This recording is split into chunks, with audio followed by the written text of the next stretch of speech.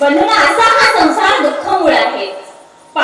दुःखाचं मूळ आहे, पापाचं मूळ आहे. सर्वज्ञ श्री चक्रधर भगवंत देखील सांगतात, दुःख रूपता, पाप मूलता, अनित्यता या तिन्ही नव्हती तरी संसारा वांचून अनेक काही मोठे असे. या तीन गोष्टी संसारामध्ये आहेतच ना हो. एक उत्तम उदाहरण सांगते, लक्ष देऊन ऐकला आणि झोपले असेल तर जागे व्हा. एक खूप आगाऊ बाई होती, माझ्यासारखी. आता तुम्हाला काय माहिती मी आगाऊ आहे का चांगली? आगाऊ बाई होती. तिला जर सांगितलं तिच्या नवऱ्याने बाई हे कर, तर ती ते कधीच करायची नाही. ती नेहमी त्या अपोजिट बाजूने म्हणजे विरोध बाजूने चालायची. एक दिवस काय झालं, त्यांच्या इथं कधी न येणारा त्या नवऱ्याचा मित्र आला. आता नवऱ्याचा मित्र आला, मित्रासमोर जर नवऱ्याचा अपमान झाला तर काय होतं हे तुम्हालाही चांगलं माहिती आहे. आणि मग त्या नवऱ्याला आपल्या बायकोची थोडं वाईट होती. त्याला बायकोला सांगितलं त्या कोपऱ्यात ठेवून, बाई कधी न येणारा माझा मित्र आलाय, तर तू काय कर, चांगला स्वयंपाक कर, पुरणपोळी कर. आता आम्ही ज्यांच्या इथं जेवण केलं ना, त्यांनी आम्हाला रस्त्यानेच म्हटलं होतं आम्ही पुरणपोळी करतो, पण आमच्या बाबाला शुगर आहे, आमचे बाबा खात नाही, त्याच्यामुळे आम्हालाही भेटली नाही. तर त्या नवऱ्याने सांगितलं की बाई चांगला स्वयंपाक कर बरं. आता हिची खोड, हिला जे सांगितलं ते करायचं नाही. हिनं काय केलं, वाळलेल्या चपात्याचे कुटके केले. आता नवऱ्याला काय माहित नाही, ते बिचारे दोघे गप्पा मारत बसले. आणि बसल्यानंतर ताटं वाढायची वेळ झाली, तिनं ताटं वाढले आणि ते दोघं जेवायला बसले. नवऱ्याला ताटात कुटके पाहिले. कुटके समजतात ना, आमच्या तिकडे कुटके म्हणतात, तुमच्या इकडे काय म्हणतात मला माहित नाही. कुटके ते पाहिले आणि नवऱ्याचा डोक्याचा राग अनावर झाला. त्यानं काय केलं, तो उठला ताटावरून, स्वयंपाक घरात गेला आणि चुली जवळचं एक लाकूड घेतलं, तिला जोरात सुरुवात केली. आता या पाहुण्याला शांत बसवणार. तो पाहुणाही उठला, स्वयंपाक घरात गेला. तिथं चिमणी होती, जुन्या काळात चिमण्या राहायच्या, ती चिमणी टाकली विझून. त्यानेही चुली जवळचं लाकूड घेतलं आणि त्यानेही बदलायला सुरुवात केली. मारून मारून लाल, हिरवी, पिवळी, निळी केली बाई. मग काय झालं, दुसऱ्या दिवशी ते सुजलेलं तोंड, अंग लाल झालेलं, तिनं काय दाराच्या उंबरवठ्यावरती बसली. शेजारी पाजारच्या बाया पाणी भरण्यासाठी जात होत्या. बंधूंनो, या बायांना एक खोडले मोठी राहते. कितीही घरात काम पडलेलं असू द्या, यांना उभं राहून गप्पा मारल्याशिवाय यांचं पोट भरत नाही.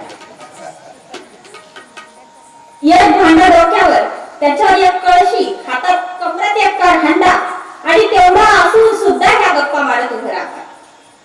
शेजारची एक बाई चालली होती पाणी भरायला आणि तिचं ते अवतार पाहून ती तिथं थांबली. म्हणाली, का ग बाई काय झालं? तिनं उत्तर दिलं, काय सांगू बाई, म्हटले मी माझी खोटी, दिवा मावळून घरचा ऐकुटी, पाहून ऐकुटी. मग एक दिवस काय झालं, आपल्या कांबळ्याला आला पूर आणि पूर आल्यानंतर ते गाव उठलं. आता ह्या नवऱ्यानं आपल्या बायकोला घेतलं आणि तो त्या पुरातून चालू लागला. जात असताना त्यांना त्या नवऱ्यानं बायकोला म्हटला, बाई पक्क धर बर का, हिची खोड उलटी. ही म्हणे, मी काऊन पक्क धरून, मी तिला सोडून.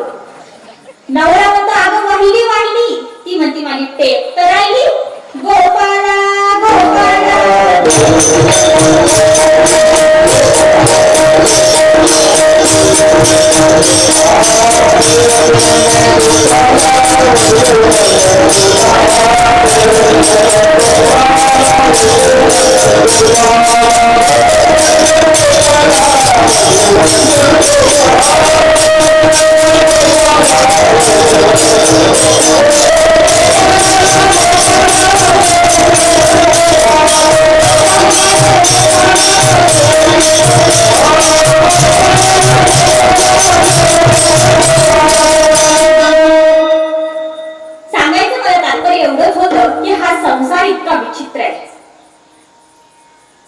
मला अनेक लोक प्रश्न करतात, म्हणतात, ताई तुम्ही महारात राहताच का? तुम्ही दिसायला छान आहे की, बोलताना छान, शिक्षण की हाय बक्कळ झालेलं, राहताय का तुम्ही मार्गात? आश्रमात तुम्हाला दिलं कोणी? माझ्या आईवडिलांना वेड्यात काढतात लोक. परंतु त्या मागचं गमत तुम्हाला काय माहिती हो? मला माहितीये. एखादा पिदारा जर भेटला ना, माझ्या अख्ख्या आयुष्याची वाट लागेल. मी माझ्या आईवडिलांचे आणि मला सांभाळणाऱ्या गुरुजनांचे उपकार मानते की त्यांनी मला या संसारापासून दूर ठेवलेला आहे. कारण माझा जीव एकटा जीव सदाशिव म्हणतात. मला एकटीने जगायचं, एकटीने सदाशिव व्हायचं. या काळाच्या दाढीवर पाय निघून देऊन निघून जाण्यासाठी खऱ्या अर्थाने संसाराला बाजूला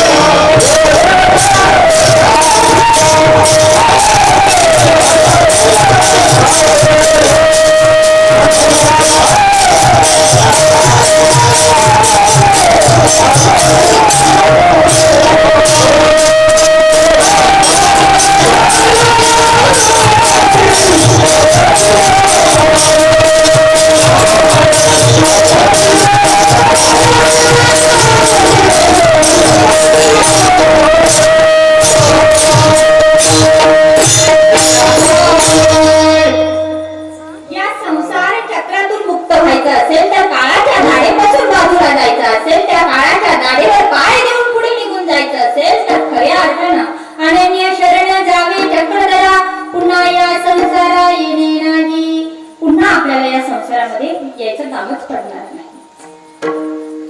मग या संसारामध्ये यायचं नाही तर त्यासाठी काहीतरी करावं लागेल ना परमेश्वराचं.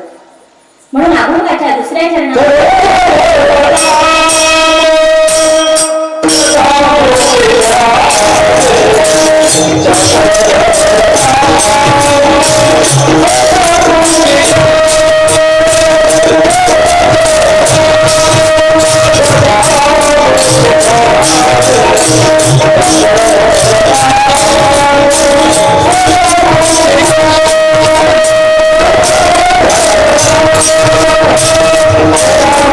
Yeah.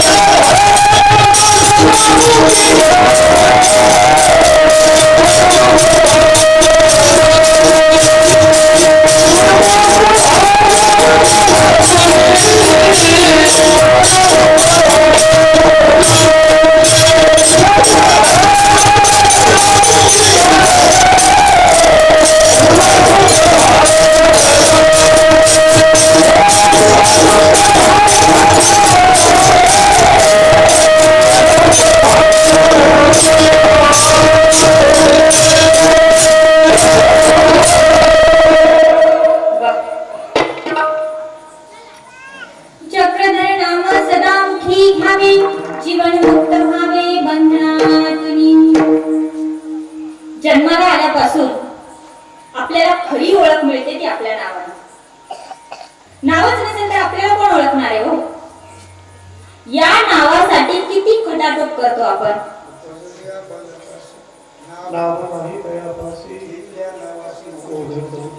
वा